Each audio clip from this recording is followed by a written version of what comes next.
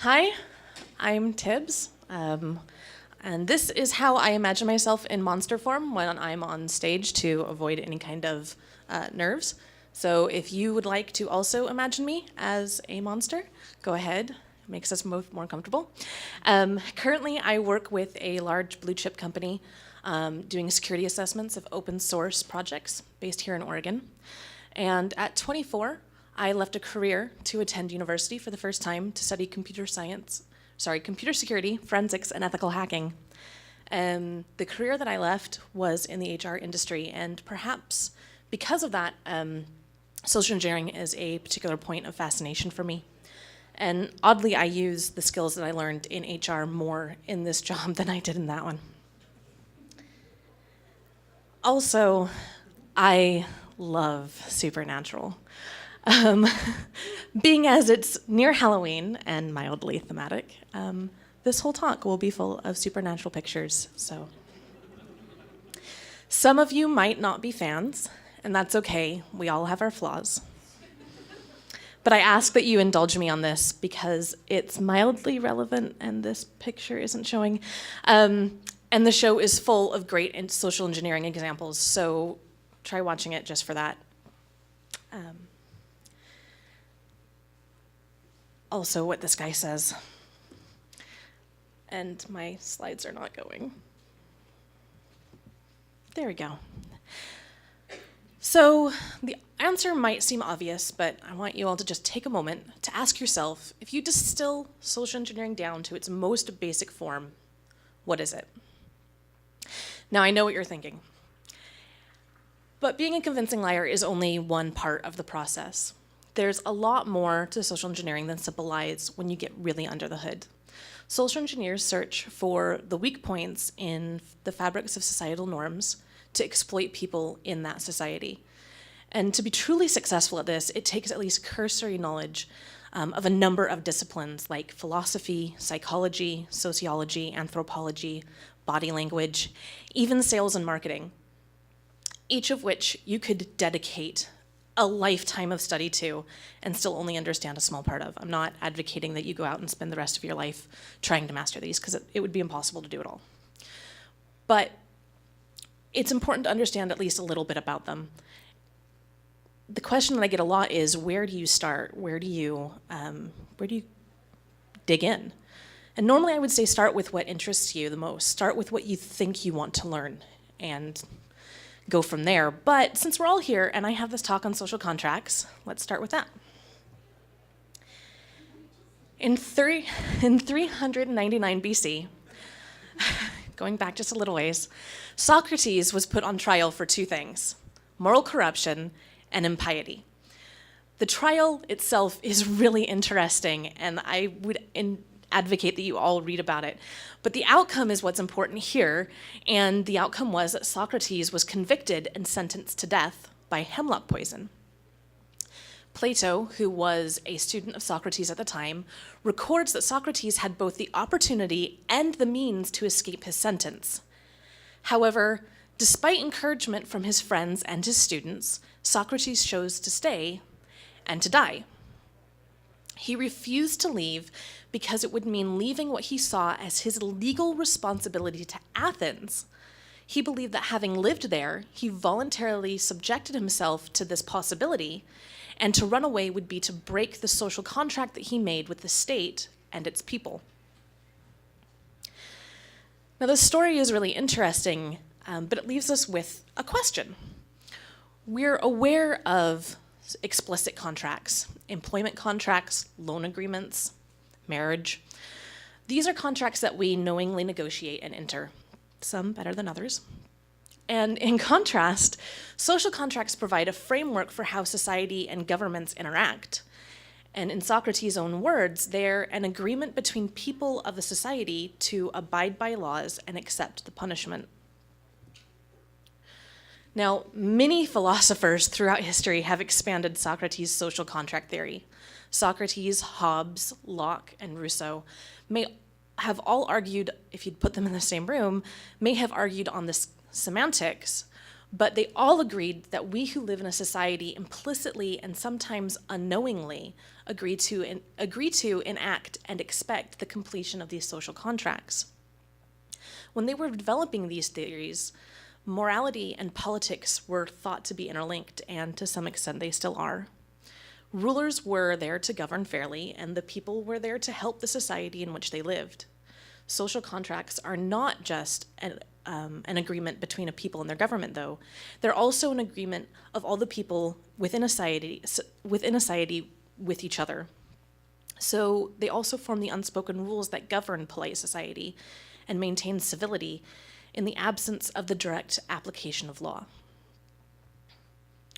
Often born of religious beliefs and morals, these rules are the glue by which society is held together. Often we think of them as doing what is polite or maybe what the right thing, such as tipping your waitstaff or holding the door open for someone who has their hands full, or not standing too close to somebody at the ATM. Psychology couches the subject in the concept of moral development. Moral development is the stages of moral reasoning that people go through as we turn from children into adults. This looks at how people justify their behaviors rather than a ranking of how moral someone's behavior is. Now, these stages are grouped into 3 levels, and the stages of development can't be skipped. You have to start the process and move through each of them to get to the next. So levels 1 and 2 are the pre-conventional stages, and these are normally seen in children. Levels 3 and 4 are conventional stages. These are normally seen in adolescents and adults. And levels 5 and 6 at the top are the post-conventional stages. These are marked by a growing understanding that individuals are separate from, but part of a society. And people at this stage of development view rules as being useful, but changeable. So we're talking about something here that's really intuitive to humanity.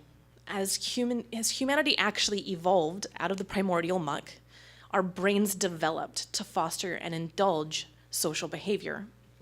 But most people don't ever examine the workings of their society in the ways that we're talking about here.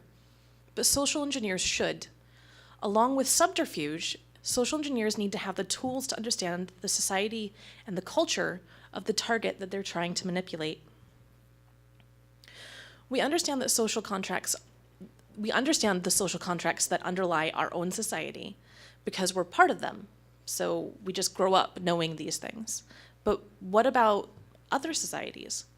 I mean, when I moved from Scotland to America, I immediately noticed differences. In Scotland, all socialization revolves around the pub and having a pint. Everything. People go to the pint at lunch during the work week. People go to the pub after work to socialize with their coworkers and their friends. Everything is done in a pub. But even with the huge beer culture in places like Portland, this is just not how things work here in America. Also, British people love a really good cue, and there are strict, unspoken rules surrounding the practice. It's really elaborate. I was simply unprepared for the chaos that is lining up in America. And here I still find it curious that a lot of guys wait for women to go through a door before following them through. We just don't do that in Scotland at all. Now, I could go on for probably hours, if I had a pint in my hand, about the differences between Scotland and America. And these are 2 fairly similar cultures. I mean, we share a language in theory and a history to some degree. I mean, we both really like fried food. So can you imagine trying to carry out a social engineering attempt in a country that had vastly different social contracts? I mean, what would it be like to try and do a social engineering attempt in China or Russia, where things are very different than they are here or in Scotland? Research is really important, not just of your target themselves, but the culture in which they live. How do social contracts work in an environment where people are coming from different languages and societies, where the people interacting don't all know the same unspoken rules, like the internet? Unless someone explicitly creates and enforces rules, it's chaos. as I said, like the internet, it's a hodgepodge, and everyone kind of just does what they want to do unless they want to be part of a community in which they have to follow those community set rules. Small groups form rules for their own websites or message boards or spaces, but the internet at large is lawless. And a lack of physical space makes it a lot easier for people to behave in ways that they wouldn't in real life, like trolling or doxing. Social engineering relies on subverting the social contracts of a given society. And it works because social engineers exploit known weaknesses within those contracts to encourage people to fulfill their side of the contract, even when it's against their best interests. We all know phishing attacks. I mean, if you don't, you're probably in the right place to learn, honestly. They're probably the most prominent and common example of social engineering that we currently have. It's so common because it works. Because the creators of the technology used to carrying out phishing attacks did not consider how people might subvert that technology and use it against the users they were trying to help and enable.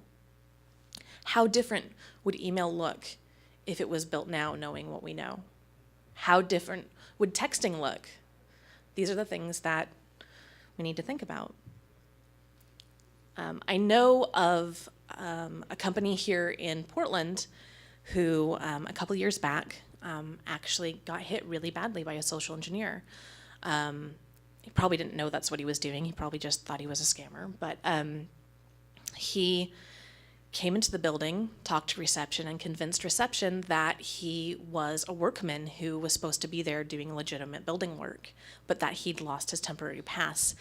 And oh man, this was the second time, and if his boss found out, oh, he was gonna lose his job. And so the person on reception, wanting to be helpful and friendly, gave him a new temporary pass and said, just, bring the old one back when you find it. Well, turns out the guy wasn't a workman.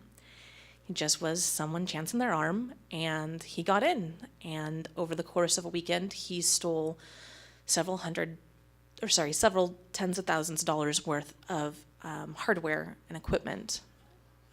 And that's not counting the intellectual property that was on the hard drives of that equipment. So social engineering is this weird situation where people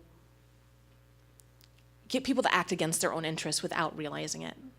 Another example of social engineering on a grand scale that we're facing right now is fake news. In theory, organizations who report news should be neutral and report just the facts. Over the last decade, or few decades really, this has developed into providing selective truths, adding a bias to stories reported or choosing not to report stories that don't support a chosen narrative. And in the last few years, this has progressed to reporting outright fabrications as news. These stories are picked up and spread and become kind of this consensus news that everybody just knows. Have you ever found one of those news stories that when you try and follow the trail of where it came from, it just kind of circulates back around in this weird circle from website to website back to the original website that you found it on? And when these stories are repeated by people in positions of power, they lend the stories credence and gravitas. And the truthiness of these stories is not the point, however. News outlets have always purported to tell the news as it happens. They're twisting or breaking the social contracts that are expected, and this causes that have historically caused people to trust them. And the purpose behind this, as with any other social engineering attempt, is to get people to act in a way that they maybe normally wouldn't. So to recap, social contracts underlie society, all societies. Without them, societies would collapse. We would have chaos and anarchy, which might be interesting for a short while. But still, we have people who routinely subvert these unwritten rules for their own benefit. So what? What does this mean for us as security professionals and developers of technology?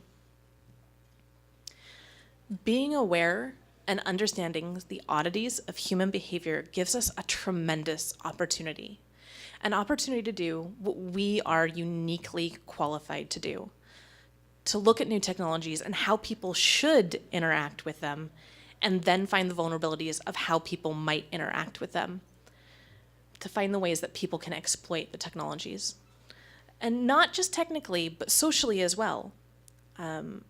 We also have an opportunity to highlight these discoveries to the creators, the curators, and the users. So my call of action to you, if you're still listening, is break stuff, but don't just break it technically. Look at how you can break it socially, talk about it, work with creators to find better ways to facilitate people to interact with emerging technology, and plug the social gaps and make the world a better place. Also, watch more Supernatural. So you have all been very quiet and very attentive, and I really appreciate that. I'd like to thank you for being a great audience, and I'd like to thank B-Sides for having me today. Do you, like Dean, have any questions? Great. Well, thank you very much, and if you come up with something, I'll be outside.